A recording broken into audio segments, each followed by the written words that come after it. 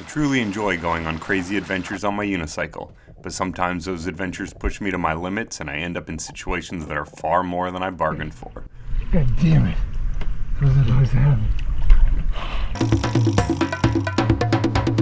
Do it on a unicycle! Inspired by Jake Carlin's video where he tries to run a mile underwater, I thought maybe I could try the same thing, but on a unicycle. I knew from riding my unicycle underwater in the past that I was going to need to put water in my tire and put weight on myself to keep from floating to the surface. Next, I was going to need to find a body of water to ride in that didn't have a muddy bottom. That proved more difficult than I expected. After many attempts at a couple different locations, I was almost ready to give up.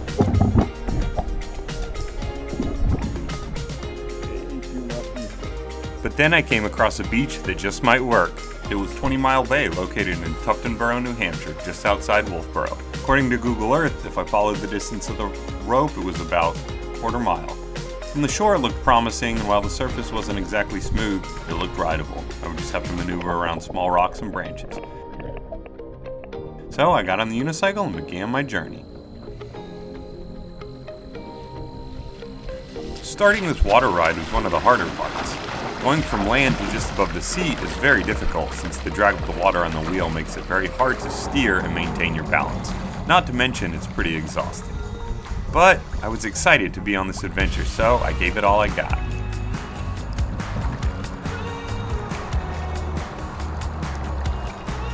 Already at the first bend, I was feeling pretty good, like I could do this.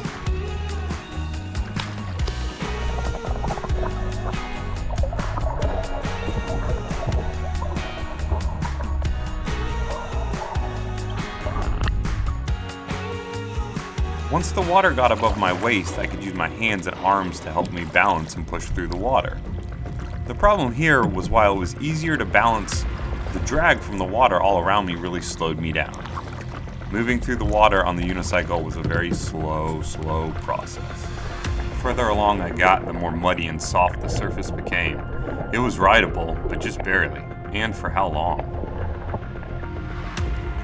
By this point, I was more than halfway through, and my body was exhausted, and the water was getting deeper, and the muddy surface was really taking its toll on my legs.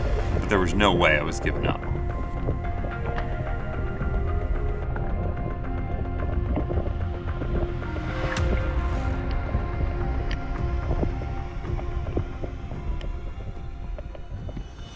Then, things took a turn for the worst. The water started to get deep, over the height of my head. I had an extension on my snorkel, so I thought I could just push through, but then the surface dropped off, sending me deeper than my snorkel could reach. Already at the limits of my physical strength and almost out of breath, I had to abandon the unicycle and try and push to the surface for air. I was wearing a 10-pound vest and too tired to tread water, so all I could do was gulp a breath of air before sinking back down. But like with so many things in my life, my wife was right there for me when I needed her. Here, do you need to grab the kayak? Wow. In retrospect, it was scary to think about how fast things went south. One minute I was having a challenging adventure on my unicycle, and the next I was in a real danger of drowning. But after regaining my composure and getting a little strength back, I realized despite almost dying, I could still finish my water ride. 20 feet or so down the line, the depth was rideable again, so in spite of my exhaustion, I pushed hard.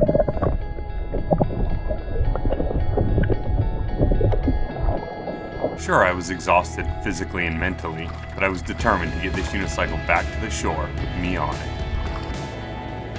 And it wasn't long before I was turning the corner and heading for the final stretch. Riding out of the water was even more difficult than riding into it, but having the end in sight gave me the motivation to push through burning legs and lungs and see this journey to its end.